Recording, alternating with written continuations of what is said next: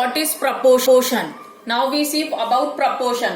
अब proportion का मतलब होता है कि अगर हमको 4 टर्म्स दिए हैं, मान लीजिए A is to B is in proportion with C is to D. ये होता है proportion का साइन और ये होता है रेशो का साइन. अब अगर इस तरीके की इक्वेशन है, इसका मतलब है कि अगर A और B का फर्स्ट 2 टर्म का रेशो और C और D यानी थर्ड और फोर्थ टर्म का रेशो अगर इक्वल है, इसका मतलब आपका जो रेशो है वो प्रपोर्शन में है. इसको हम ऐसा भी लिख सकते हैं, A is to B is equal to C is to D. अगर फर्स्ट 2 टर्म्स का रेशो और सेकंड और फोर्थ का रेशो, थर्ड और फोर्थ का रेशो सेम है, इसका मतलब जो भी क्वांटिटीज हैं वो प्रपोर्शन में. तो अगर मान लीजिए अगर हम इसको सॉल्व करके देखते हैं, अब अगर मान लीजिए हमको फर्स्ट वाला नंबर नहीं दिया हुआ है, इज टू 8, सेकेंड टर्म जो है हमारा वो है 8. अब इसका रेशो हम प्रपोर्शन हमको लेना है 12:32 से. अब फर्स्ट वाला टर्म मिसिंग है, लेकिन हमको दिया हुआ है कि दे आर इन प्रपोर्शन, बीच में प्रपोर्शन का साइन है, इसका मतलब ये नंबर्स जो है ये प्रपोर्शन में है. तो इसका मतलब है कि अगर हम फॉर एग्जाम्पल इसको x ले लेते हैं, क्योंकि अभी इसकी वैल्यू हमको नहीं पता है, निकालनी है, तो इसको मैंने x कंसीडर किया. तो इसका मतलब है कि x अपॉन 8 ये दोनों का रेशो इक्वल है इन दोनों के रेशो से, क्योंकि यहाँ पर प्रपोर्शन का साइन है. इसका मतलब इनका रेशो फर्स्ट 2 टर्म्स का ratio and third fourth term का रेशो इक्वल होगा. Now we have to find the value of x, क्योंकि यहाँ पर जो फर्स्ट वाला टर्म है वो मिसिंग है. तो अब हम सिंपली बाय क्रॉस मल्टीप्लाइंग हम x की फर्स्ट टर्म की वैल्यू को निकाल सकते हैं. तो ये हो गया 32 into x is equal to 8 into 12. अब x की वैल्यू लेना है तो 8 इंटू 12, ये 32 x के संग मल्टीप्लाई हो रहा है, यानी यहाँ के डिवाइड हो जाएगा. डायरेक्टली कर देते हैं, 8 1 8, 8 4 32, देन 4 1 4, 4 3 12. इसका मतलब हमारी x की वैल्यू कितनी आ गई 3. तो ये वाला जो टर्म फर्स्ट टर्म मिसिंग है ये कितना होगा 3. तो इस तरीके से हम किसी भी वैल्यू को फाइंड आउट कर सकते हैं. अगर कोई सी भी टर्म इसमें मिसिंग है और वो प्रपोर्शन में है, तो इस तरीके से आप इजीली किसी भी वैल्यू को फाइंड आउट कर सकते हैं. इसी तरीके से हम चेक भी कर लेते हैं कि वो प्रपोर्शन में है या फिर नहीं है. अब अगर मान लीजिए सिंपल एक रेशो है जिसमें 8 का डिनोमिनेटर नहीं दिया हुआ है and it is equal to 3.4 divided by 3.2 divided by 4. अब अगेन 8 का डिनोमिनेटर वैल्यू मिसिंग है, तो इसको हम x कंसीडर कर लेंगे.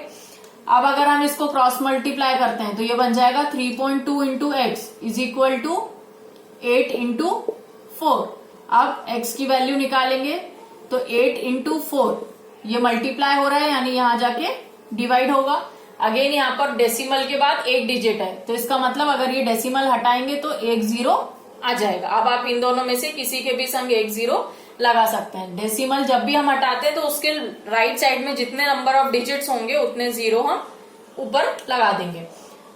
8 से सॉल्व करते हैं, 8 5 40, 8 4 32, देन 4 1 4, 4 2 8, 5 2 10. इसका मतलब हमारी x की वैल्यू आ गई 10. तो ये जो नंबर मिसिंग था इसकी वैल्यू क्या आएगी 10.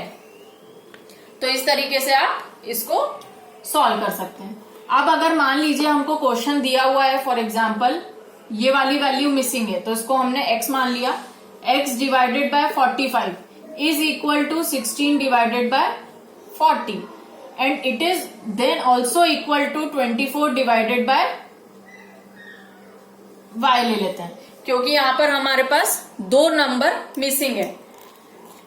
अब ये हमको दिया हुआ है x divided by 45 is equal to 16 divided by 40 is equal to 24 divided by y. यहाँ पर मेरे पास 2 नंबर मिसिंग थे, तो इसलिए हम एक को x ले लेंगे और एक को y.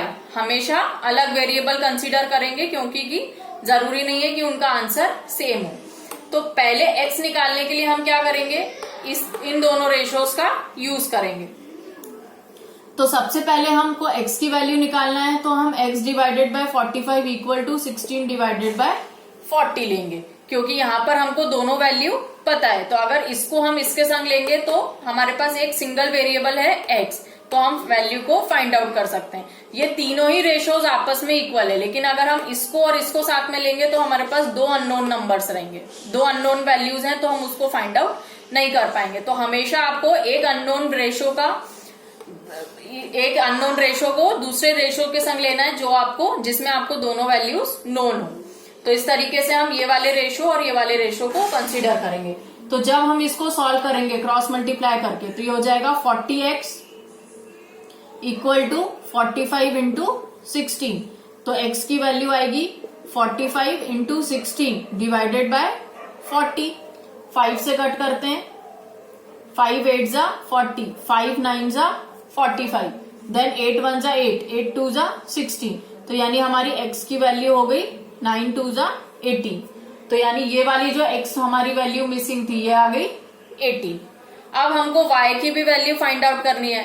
अब आपके पास ये वाली वैल्यू आ चुकी है x की, तो अब आप इस वाले रेशो को इसके संग भी ले सकते हैं 18/45 के संग, और अगर आप चाहें तो इसको 16/40 के साथ भी ले सकते हैं, क्योंकि ये तीनों ही आपस में इक्वल है। तो आप किसी के इस वाली वैल्यू को किसी के भी संग लेंगे आंसर सेम आएगा। अब इसको भी मैं अभी इसी के संग ले लेती हूँ। तो ये हो जाएगा 16 divided by 40 is equal to 24 divided by y। Cross multiply करेंगे तो 16y is equal to 40 into 24। तो y की वैल्यू हो जाएगी 40 इंटू 24 डिवाइडेड बाय 16। 8 से सिंप्लीफाई कर रही हूँ, 8 2 जा 16, 8 3 जा 24, 2 से करेंगे 2 1 जा 2, 2 2 जा 4 एंड 0। तो यहाँ पर हमारे पास y की वैल्यू आ गई 60। 20 इंटू 3 इज 60। तो यानी ये वाली जो वैल्यू मिसिंग थी ये आ गई 60। तो इस तरीके से आप दो रेशो का यूज करके जितने भी अननोन नंबर्स हैं आपके प्रपोर्शन में या रेशोज में इक्वल में, आप उसकी वैल्यू को बहुत इजीली फाइंड आउट कर सकते हैं। अगर आपको ये मेथड अच्छे लगी तो प्लीज मेरे चैनल को लाइक और सब्सक्राइब करना ना भूलें। Thank you.